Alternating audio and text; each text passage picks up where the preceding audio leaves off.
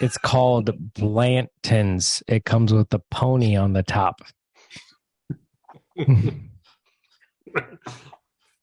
That needs to stay on the chair.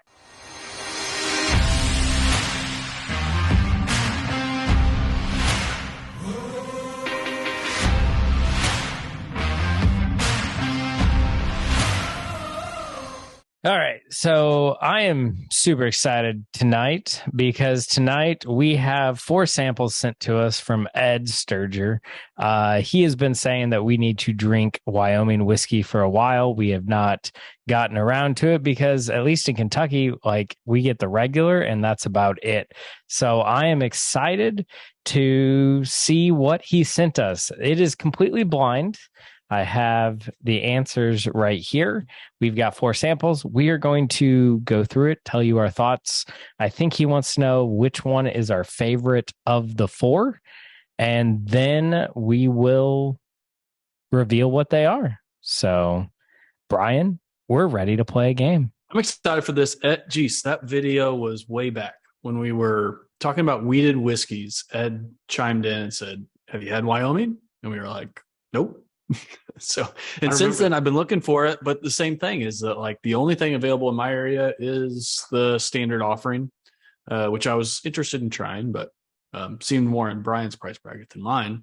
And so fortunately Ed came through for us. So here we go. That's a very politically correct way of saying those ones just felt beneath me, but Brian, I feel like they're right on his level. So I appreciate your we all play a role on the team, Brian. All right. So on number 1, I am getting a little bit of a medicinal cherry there on the nose. I just get this light, refreshing. It's like a lemon spritz. So let's say like a slight mineral almost. Maybe that's what I mean by this. Like it just reminds me of maybe just smelling like a sparkling mineral water. Yeah. And yeah, I think we're on the same page here. Okay.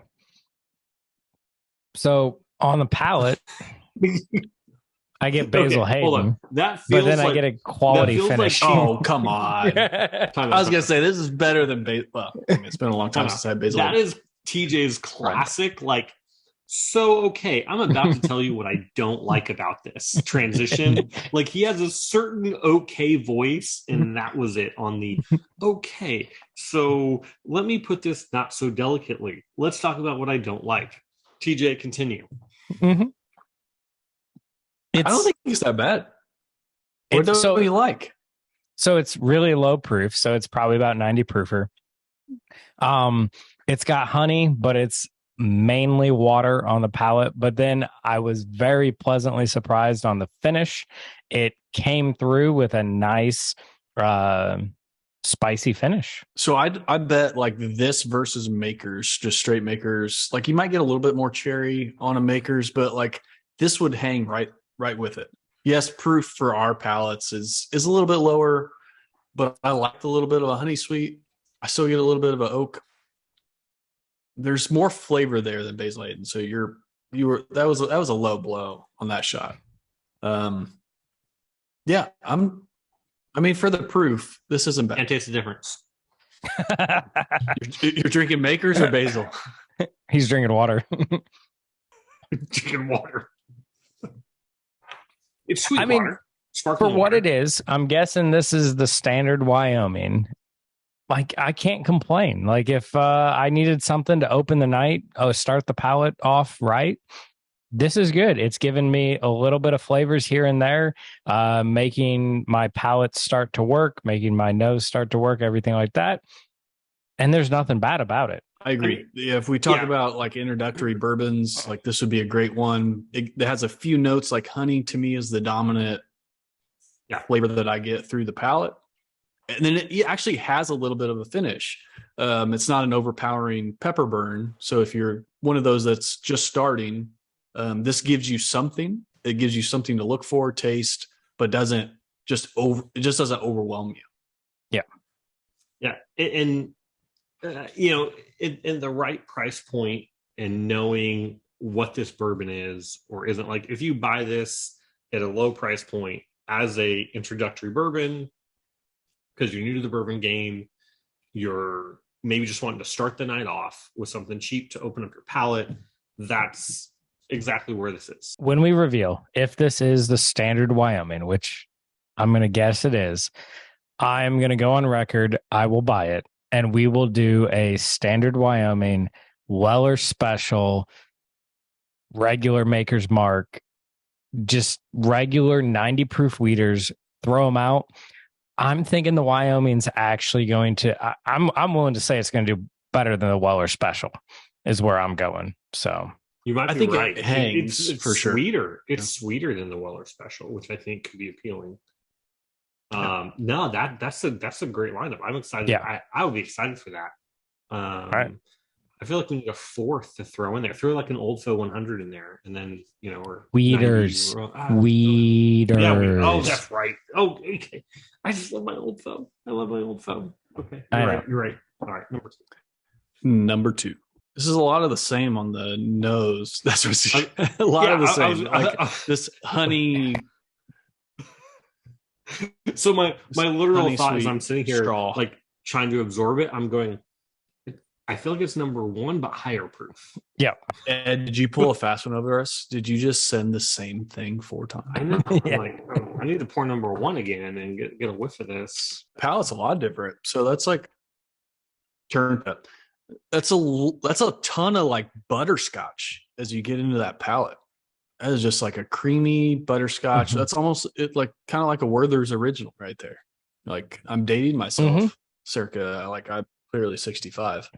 But, or you just hang out with a lot of old people. I feel like on number two, it's almost like the sweetness of one gets toned down and the floral almost on number two. I don't know if you're getting a little bit of floral on that nose, like creeps up in comparison to number one.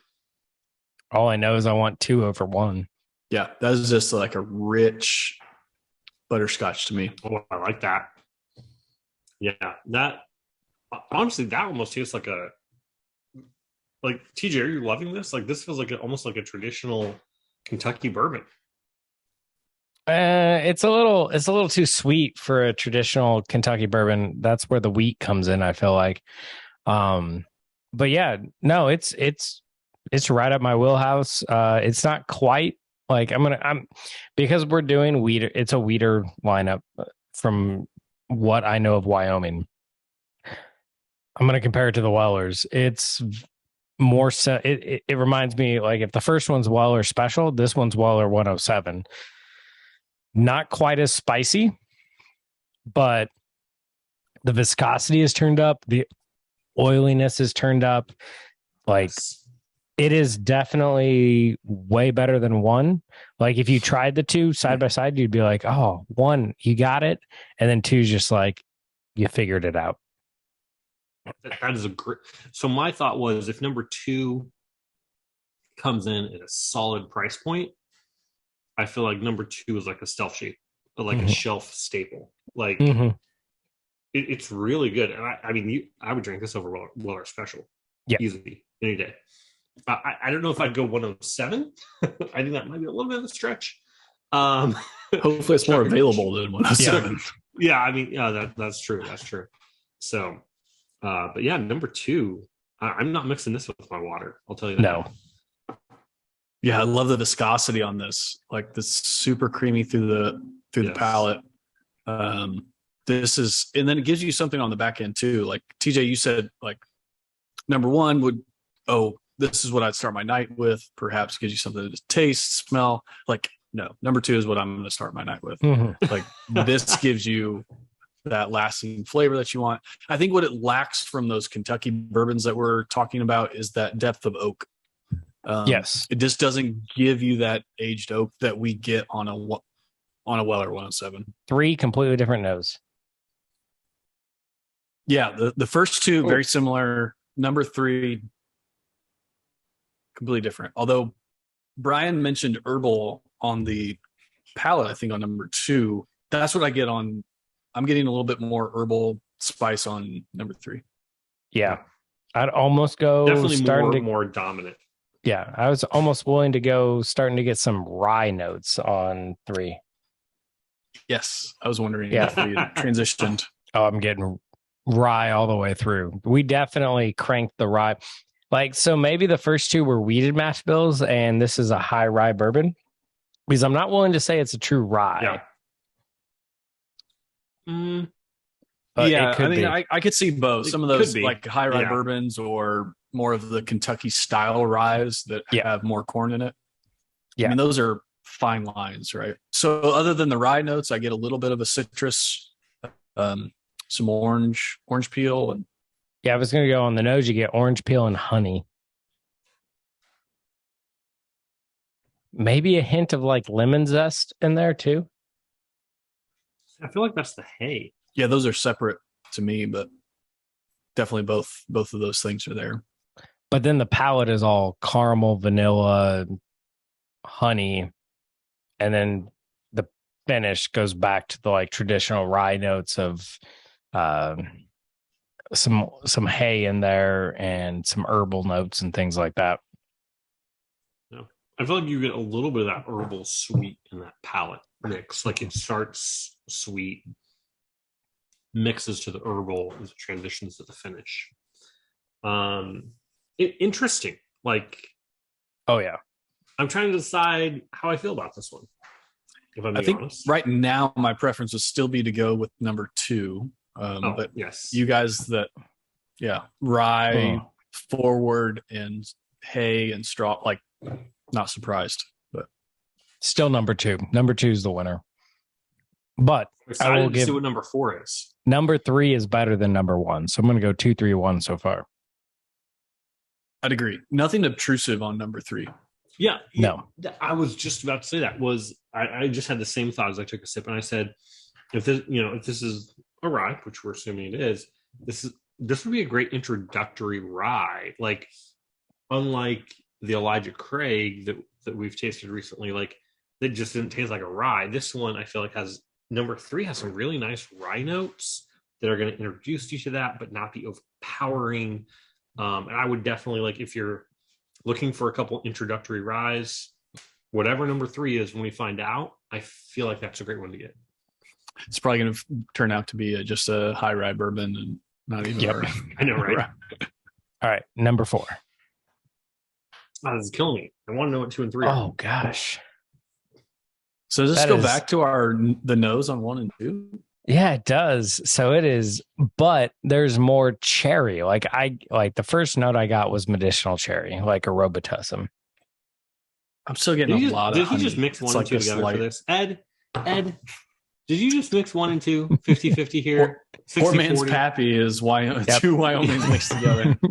Comment below. Thank you. Yeah, what would be Wyoming's version of poor man's Pappy? Poor man, I guess poor we'll find cowboy. out. Yeah, so I get medicinal cherry, I get vanilla, I get honey, and I get some like a slight hint of spice, like baking spices in there or something like that. Like maybe orange. Like I don't know. There's citrus for sure. Yeah, I get the orange again. It's almost like 2 and 3 mixed together, not 1 and 2. That's definitely fair. And especially as you get into the palate and the finish, it gives you this straw note, but it's not a crafty like grain. It's almost like a rum finished sweetness to me. And I don't know if I'm claiming that it's rum finished, but it's like that's what it reminds me of. You get a little bit of this cane, you get a little bit of like the plant tissue of the sugar cane, but then you get that sweetness as well. So I just tasted it. I spent a lot of time on the nose there trying to figure that out. The sugar cane comes through strong on that. It's lacking the viscosity that number 2 had. I don't feel like this stays in my cheeks the same way. It kind of sits and disappears. First off, I would just like to say, Ed, great flight. I'm going to have to buy some Wyoming whiskey, even if I have to tell you next time you go out to Wyoming to pick me up a bottle or 2. But for me, it's very, very easy.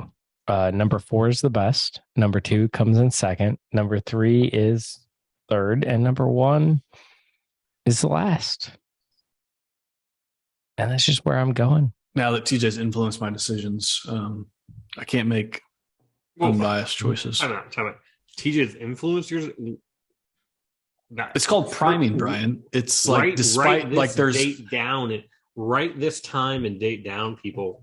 TJ is it's psychological research. TJ, like you can't avoid it. Chuck. Now that he's said that, he's already provided his opinion. It has influenced mine. So we all agree number one's last, but not bad.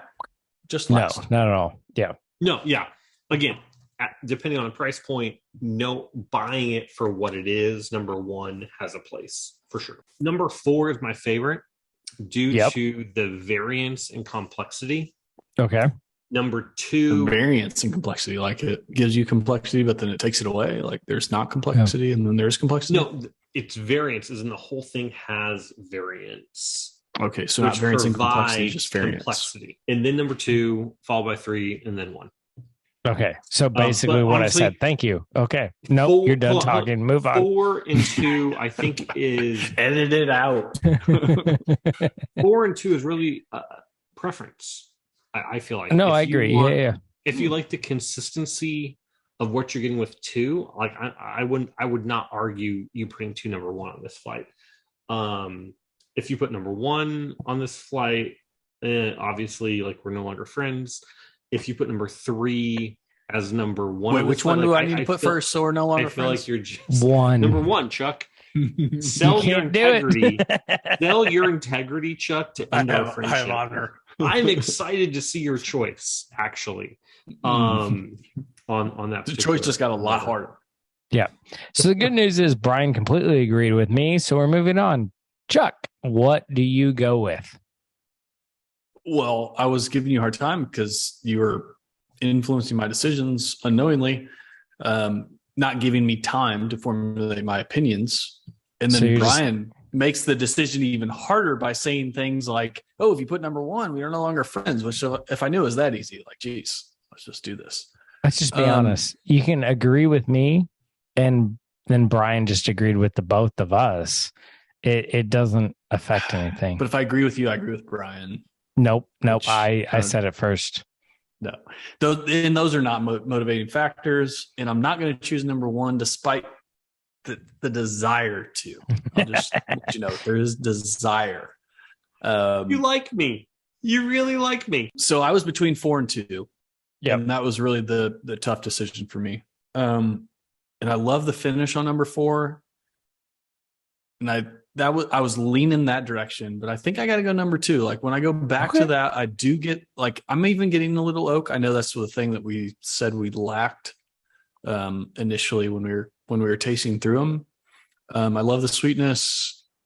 I still get complexity, despite what Brian said, as far as that was his preference for number 4.